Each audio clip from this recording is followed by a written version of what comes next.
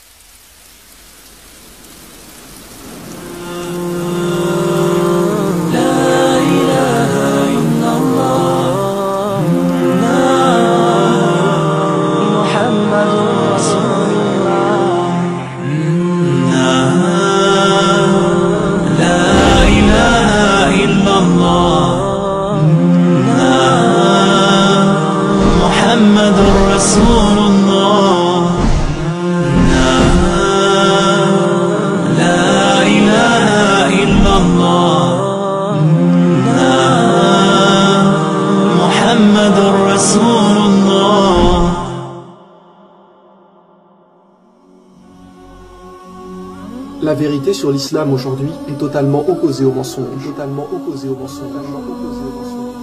Oubliez tout ce que vous pensiez savoir sur cette religion. Vous aviez l'idée qu'être musulman, c'était être terroriste, quelqu'un qui sème la terreur, une personne orgueilleuse qui prône le mal, etc. Alors si jamais c'est le cas, et que vous pensiez vraiment cela, sachez bien que vous êtes à l'opposé de la vérité. Car ne vous êtes-vous jamais posé la question, comment se fait-il que de plus en plus de personnes dans le monde se tournent vers cette religion? Si elle est si horrible que vous l'imaginez, pourquoi y a-t-il de plus en plus de musulmans? Saviez-vous que le Vatican lui-même a annoncé récemment qu'il y avait aujourd'hui plus de musulmans que de catholiques dans le monde, et que donc l'islam se plaçait comme toute première religion? Croyez-vous vraiment que tous ces gens qui ont ouvert leur cœur à l'islam sont des gens qui n'ont pas réfléchi, et qui ne se sont pas posé des questions? Ou plutôt parce que la réalité s'est vraiment présentée à eux.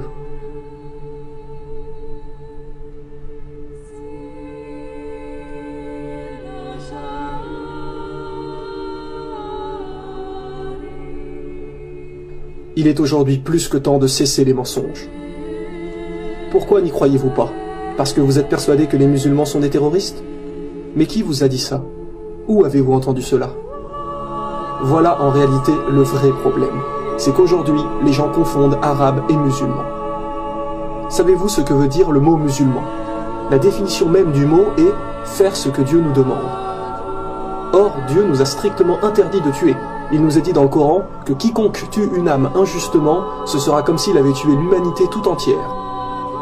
Donc, quand vous entendez quelqu'un dire « un terroriste musulman a tué quelqu'un », déjà là, c'est impossible, puisque le mot musulman veut dire « obéir à Dieu ». Et Dieu nous interdit de tuer qui que ce soit. Donc si un arabe tue quelqu'un, cela veut-il forcément dire qu'il est musulman? Par exemple, un français n'est pas forcément un chrétien. Un chinois n'est pas forcément un bouddhiste. Ne confondez pas arabe et musulman. Tous les arabes qui sèment le mal sur terre seront punis comme les autres. N'oubliez pas la parole du prophète. Un arabe n'est pas supérieur à un non-arabe, et un non-arabe n'est pas supérieur à un arabe. N'importe qui peut être musulman. Et ces personnes-là ne font pas le mal. Un musulman est quelqu'un qui a l'obligation d'aider son prochain, de nourrir le pauvre, de ne jamais faire de mal, de ne pas se mettre en colère, de pardonner toujours les autres, de remercier Dieu de ce qu'il nous donne. Ouvrez vous-même le Coran. Où voyez-vous qu'il nous est demandé de tuer? Où voyez-vous qu'il nous est dit de faire du mal? Beaucoup de gens pensent aussi que les femmes sont soumises à leur mari, alors que ceci est absolument faux. Avant que le prophète Mohammed arrive, les hommes se payaient des femmes, les utilisaient, ils les croyaient inférieures, et lorsque le prophète est arrivé, il a aboli tout ça, en expliquant bien clairement que la femme est l'égale de l'homme, ni inférieure, ni supérieure. Où voyez-vous dans le Coran que celle-ci doit être soumise? En vérité, le prophète Mohammed a dit « Parmi les meilleurs d'entre vous, ce seront ceux qui prendront soin de leurs femmes. » Alors vous me direz peut-être « Oui, mais on voit des gens qui ne font pas ça, qui ne respectent personne. » Eh bien oui, cela est vrai. Mais ça, ce n'est pas l'islam. Ce sont ce que les gens en font. Ils ne suivent pas toujours bien les lois peut-être, mais ne vous dites pas que c'est ce que Dieu a demandé. Aujourd'hui, les ignorants jugent une religion en se basant exprès sur les arabes qui font n'importe quoi pour vous faire penser que c'est cela l'islam. Vous ne vous rendez pas compte que vous vous faites manipuler. Êtes-vous déjà allé dans une mosquée, voir vraiment qui sont les vrais musulmans? Allez faire le test. vous serez vite surpris de voir que toutes vos suspicions sont totalement fausses. Car vous trouverez chez les croyants une vraie fraternité, des gens qui ont le sourire. Car c'est là le message de l'islam. Car c'est là le message de l'islam. Le message de l'islam. Le message de l'islam. Dieu nous a dit, rien qu'un sourire est déjà là une aumône. Si aujourd'hui autant de gens se tournent vers l'islam, c'est qu'ils se sont rendus compte que entre ce qui est raconté et la réalité, c'est tout à fait d'un extrême à l'autre. Utilisez votre logique. Vous savez pertinemment que Dieu nous demande forcément de ne faire que le bien. Beaucoup de gens aujourd'hui ne respectent plus personne, que ce soit leurs amis ou même leurs parents. Alors qu'il nous est dit, chapitre 17, verset 23, « Garde-toi de marquer la moindre répulsion à l'égard de tes parents ou de leur manquer de respect. Parle-leur toujours affectueusement. » Alors quoi? C'est ça l'islam? Être poli, respecter tout le monde, être généreux? Alors dites-moi, mais où est le mal? Qu'est-ce qui vous gêne en fin de compte? Ce sont toutes ces personnes arabes qui sèment le bazar et qui se disent être musulmans? Mais cela est absolument faux. On ne peut pas vraiment les qualifier de musulmans. Le prophète Mohammed a dit, vous ne serez pas vraiment musulman du moment que vous n'espérez pas pour votre frère ou votre sœur ce que vous espérez pour vous-même. Et là on ne parle pas des frères ou sœurs de sang, mais de tout le monde. Vous ne serez pas vraiment musulman du moment que vous n'espérez pas pour autrui ce que vous espérez pour vous-même. Vous pensez qu'être musulman va tout changer, que votre vie ne sera plus la même? Mais en réalité, qu'est-ce que cela va-t-il changer? Vous croyez que vous n'allez plus avoir de liberté? Bien au contraire. Vous pouvez toujours vous marier, partir en voyage, acheter une maison, avoir des enfants, vous amuser avec vos amis. Mais en plus de cela, vous allez vous efforcer d'être le meilleur pour les autres, d'inciter les gens à faire le bien, parce qu'à chaque instant, peu importe où vous êtes, vous savez que Dieu vous regarde. Il sait ce que vous cachez ainsi que ce que vous divulguez. Ne voyez pas des contraintes ou des obstacles, car cela est totalement faux, à moins que selon vous, être quelqu'un de bien est une contrainte. Dans le Coran, Dieu nous a dit « nulle contrainte en religion ». Vous savez qu'en réalité, vous passez votre temps à acheter des objets de luxure qui bien souvent ne servent à rien, alors que vous pourriez nourrir des gens qui souffrent vraiment. Vous passiez vos soirées en boîte de nuit, sous alcool, ou parfois l'un de vous finit bourré et vomit partout. Ou une fois cela se termine par un accident sur la route au retour. Ou une fois vous couchez avec cette fille, et le lendemain vous ne vous souvenez même plus ce qui s'est passé. Et parfois même vous recevez plus tard un coup de fil pour vous dire que cette fille est tombée enceinte. Ne vous rendez-vous pas compte qu'il y a là un problème, que la société d'aujourd'hui vous pousse à consommer? Quel chemin allez-vous choisir? Le chemin du mensonge, qui est « j'ai qu'une vie, je profite, je bois, je fume, je me drogue, je passe 5 heures par jour sur internet à perdre mon temps » ou le chemin de Dieu, c'est-à-dire chercher à aider et à faire le bien? Coran chapitre 9, verset 71, les croyants hommes et femmes sont solidaires les uns des autres, ils encouragent au bien et déconseillent le mal. Les musulmans se soucient sans arrêt d'aider les nécessiteux, et nous savons qu'il y a là une grande récompense. Notre prophète nous a bien précisé, l'aumône éteint les péchés comme l'eau éteint le feu. L'aumône éteint les péchés comme l'eau éteint le feu. L'aumône éteint les péchés comme l'eau éteint le feu. Depuis que le premier homme a posé le pied sur la terre, l'islam était là également. Et tous les prophètes ont prôné la même religion. Ne vous êtes-vous jamais posé la question, pourquoi les noms de religion prennent souvent le nom de quelqu'un? Par exemple, Jésus-Christ, le christianisme, judaïsme pour Judas, bouddhisme pour Bouddha, etc. Mais pas l'islam. Le mot islam a deux significations. Il veut dire faire ce que Dieu nous demande et aussi la paix. Si l'on revenait à l'époque de Jésus et qu'on lui demandait « Ô Jésus, quelle est ta religion ?» Croyez-vous qu'il vous dirait le christianisme? Non, car il n'a jamais entendu ce mot. Le christianisme est venu suite à lui.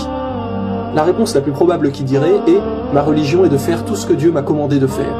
Et quelle religion signifie cela? L'islam. Idem pour Moïse, si on avait l'opportunité de lui demander « Quelle est ta religion ?» Jamais il ne répondrait le judaïsme, car lui non plus n'a jamais entendu ce mot. Mais la réponse la plus probable serait « Ma religion est de faire tout ce que Dieu attend de moi ».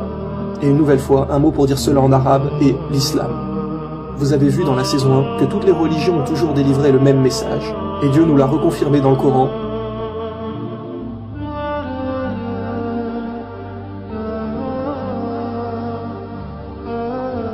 Mais malheureusement, il y a eu des innovations dans beaucoup de choses. Et c'est pour cela que tous les prophètes ont annoncé la venue du dernier messager, qui rétablira bien sur la terre la vérité sur la religion de Dieu.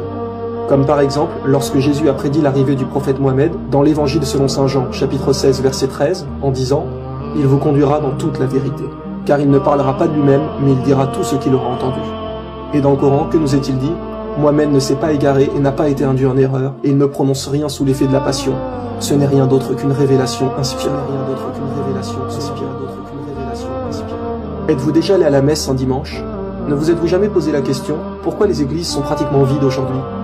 Vous trouverez peut-être quelques personnes âgées, mais la plupart des gens aujourd'hui délaissent la religion. Pourquoi? Parce qu'ils se sont rendus compte qu'il y avait beaucoup d'erreurs, que les gens changent les lois de Dieu. Par exemple, il y a encore 50 ans, il était interdit de brûler les corps des défunts dans le monde chrétien. Mais depuis quelques années, le pape a autorisé cela. Ils se permettent de changer sans arrêt ce que Dieu a demandé, alors que Jésus a bien précisé dans l'évangile selon saint Matthieu que celui qui supprimerait ne serait-ce qu'un seul des plus petits commandements sera appelé le plus petit dans le royaume des cieux. Les gens se perdent car ce n'est plus là vraiment la religion de Dieu. Par contre, faites un jour le test. Allez dans une mosquée à la prière du vendredi. Vous les trouverez tellement pleines qu'il n'y aura presque plus de place. Parfois, les gens prient même dehors, tellement les mosquées regorgent de monde. Les autres religions n'ont presque plus de pratiquants. Et d'ailleurs, Dieu nous a dit, certes, l'erreur est destinée à disparaître. Il y a trop d'incohérences. Par exemple, les chrétiens croient en l'Ancien Testament, et donc en Moïse. Mais dans la Torah, il est bien dit comme dans le Coran qu'il n'y a qu'un Dieu unique. Alors que pour les chrétiens, Dieu est trois, le Père, le Fils et le Saint-Esprit, la fameuse Trinité. Mais alors, Moïse n'a jamais parlé de ça? Donc quoi, Moïse se serait-il trompé? Bien sûr que non. Et Jésus n'a jamais parlé de ça non plus. D'ailleurs, le mot Trinité n'apparaît nulle part dans la Bible, ce ne sont que des erreurs.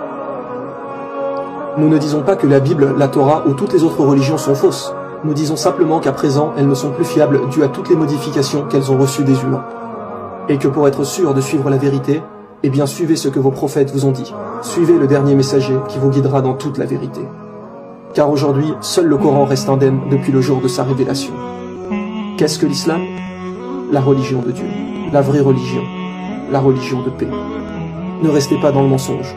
Renseignez-vous par vous-même si vous avez des doutes. Demandez à Dieu de vous guider, et les doutes vont être levés.